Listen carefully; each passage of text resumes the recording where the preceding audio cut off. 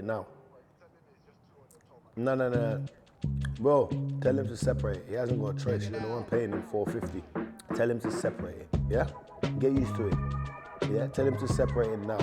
Like, or separate at the end, yeah?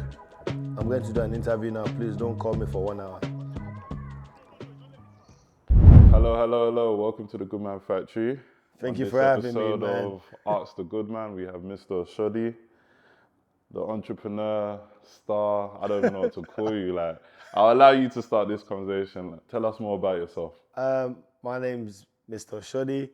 I'm a businessman, got a wholesale business, a cash and carry business, and a mobile food trucks business, which is also catering, and 2 takeaway kitchens, and that's the public stuff we do. So yeah, just a lot of work a lot.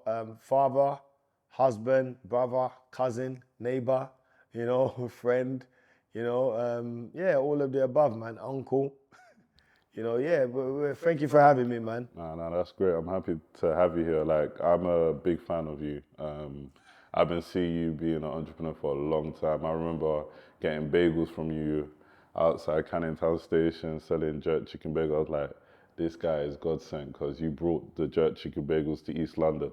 Because very much before that, I used to have to go all the way to South London to get that. Bagel King, innit? Yeah. And like, kind of just seeing you do your thing. Obviously, that was even before the whole BLM thing. It was just seeing a black man sell products. Like, and you always said one thing where you say, I never saw my people poisoned. And I was like, you know what? I love that energy. Yeah, we're still on it, man. Yeah. Still on it. Any penny I had and I saw you, I was like, yep, I'm ordering from you. Appreciate that, my boy, man. Thanks for having me. Yeah, let's talk about Food Junkie, because I think that's the business that's out there. Yeah, that's more the one than that anything. It's more relatable to the younger generation. Yeah. It's more relatable to the Afro-Caribbean community.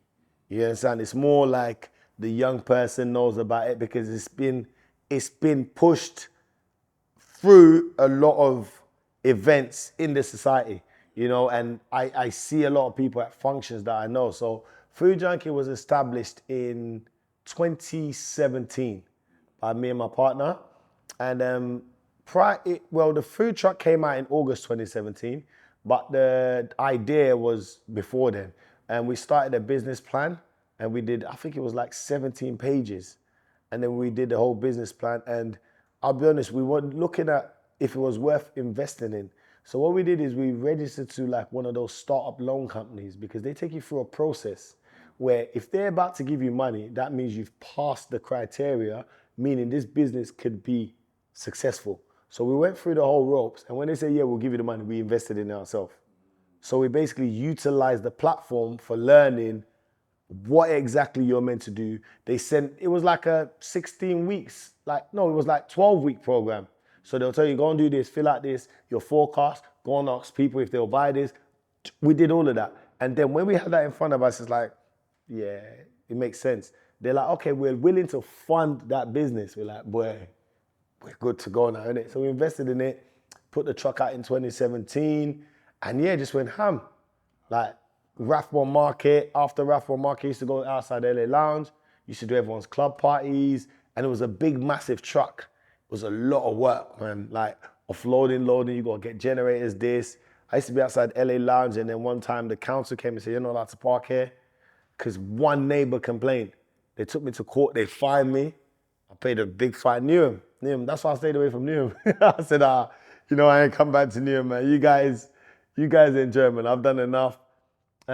We do University of East London, we've done Ladbrokes, we've done QPR, we've done Nike events, Metallic, Afro Nation, but now, where we are now, we thank God is, we've got the big truck, then we've got 3 mobile trucks, and those trucks basically go to business parks every day and serve them at work.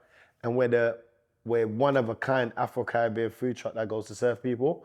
And then we've got 2 takeaway kitchens. So that's 6 years, 5.5 years later. Wow, 6 years. So I met you probably in the between of it. You met in 2017? Yeah, 2017, yeah, wow. 5.5 years now. So, time has flown. Yeah.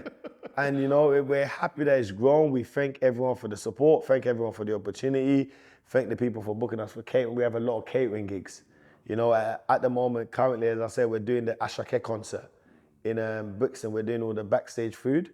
So yeah, it's been going well, man. That's great. Big up Ashake. I know he shut it down the past 2 days, so I'm looking forward to tonight. All right, let me bring you back because you said one thing that I think is something a lot of people can learn from doing a business with your partner. Yeah. And I think obviously from you, it will be from a relationship perspective. Yeah. But I think where we're growing up in a very individualistic society where everyone's just myself, how important is your team? You know what I mean? Like from the beginning, obviously you've always worked with someone and you've consistently done that. Even before this interview, you're on the phone to your staff members, PA, always constantly making the will move. Yeah. Even though you're doing an interview with me right now. So how important is your team? Our team is the only reason why we can scale up and continue to grow. Team is very important. You can't do everything. As I think the saying goes, if you want to go far, go together. If you want to go slow, go alone. Or something along those lines. But everybody must play a different role. You see, the thing about team is I can manage a team, but I don't want to do what you do. You must be good at what you do. You must know what you do. I think that's what works. I think what doesn't work is where you're all the same kind of people. I know I'm more the person that goes to the shows, goes to the interviews, does all of that. You wouldn't catch my partner on there. She's more the person that this food must taste perfect. If this is wrong, dash that in the bin. I don't want to use that type of rice. I want to use that type of one. You got the PA that'll be like, listen, oh, this, that. Oh, you got this to do. You got the show. I've dropped your clothes off at the dry cleaners. I paid for it. You can pick it up after. Make sure that's clean. Then you got the guys that, okay, the containers come. We've double checked it. We've done the work. You got the guy that goes to do the shopping. Okay, this rice is not available, but this company's got this deal. And then you got the drivers that come on time. So that's the only way it makes it work. What I've realized about successful people that I've seen, and which is what we're embarking on being by God's grace, is managing your team is how you become successful. Managing your team and holding on to them for longevity. You know, people do go their separate ways, but try and hold on to your team for as long as possible because a lot of information every day becomes a lot. That person knows a lot. That person's good in-house. Do you understand? And when you are able to manage people, that's when success comes in. Because the more you can manage people and just know that, okay, your strength is this. Okay, look, the guy said this. No, tell him this, do that. I'll speak to you later. I'm having to deal with 15, 20 people. I physically work. What everyone does, I can do a bit of it. I might not be able to do as much as them, but I can get in a van and drive and go and sell. I can go and do this, but they can't do what we do. They do not take their money and invest in the company. They do not take the losses. Only certain people take the losses. And everybody else benefits, whether it's good or it's bad, they must get paid.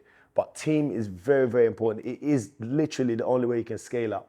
Scalability is off the back of reliable people in-house. At the stage you're at now, are you open to partnerships in the sense of ownership of your company? Because obviously, like you said, your aim is to always keep the people around you. But obviously, I know even from my own personal experience, like I've worked under people for a long time before I started my own media company. And you have to break away eventually, you know what I mean? If you kind of want to get the bag that you're getting the bag and take the risk and the reward. So especially if you've learned the skill, how do you manage long-term relationships? Because obviously with your missus, she's your business partner, you know what I mean? Because you're in a relationship. But obviously you might have, let's say your PA wants to start leveling up and he says, you know what, I want a slice of the pie. Would you be open to it at this stage, or how do you manage those expectations? Every expectation must be met with understanding. You know, you must understand people. There's no way I want someone to not have or desire for more. My partner is my business partner in Food Junkie. My partner is not my business partner in my wholesale company. You understand? My wholesale company is mine. I still have to pay bills in my wholesale company. Food Junkie is something that we co-founded together, we started it together, but she manages that more than me. But I'm very much in-house. For instance, my PA said to me the other day, oh, my auntie's got dry cassava and palm oil in Nigeria and I would like to bring it over and then maybe I can get some buyers. I said, yeah, you having dry cassava and palm oil, if you get the price, you don't need to worry about bringing it over or finding a buyer. I'm your buyer and I've got other buyers. And you alleviate your cost because you don't have to worry about shipping costs. It's like, oh, would you do that? I was like, yeah, because that's business for me. Why would I want you to go through the motion of not knowing how to do something and going through the long way when I could just take you through the shortcut. You're looking for a buyer in wholesale. I'm a buyer in wholesale. You have these products. I buy those products. I'll buy it from you in Nigeria. So basically all you're doing is making money. Your focus is on making sure you supply my demand. I will ship it because I already ship. You don't need to pay for shipping. Containers here, we pay for clearing. You don't need to involve yourself in that. I will sell it. I've got the distribution. Why you need to worry about distribution? So these are the kind of things I want to do. Like I've got other people where they were initially they were buying less and making less. And I show them a formula of, look, the more you buy, the more you make.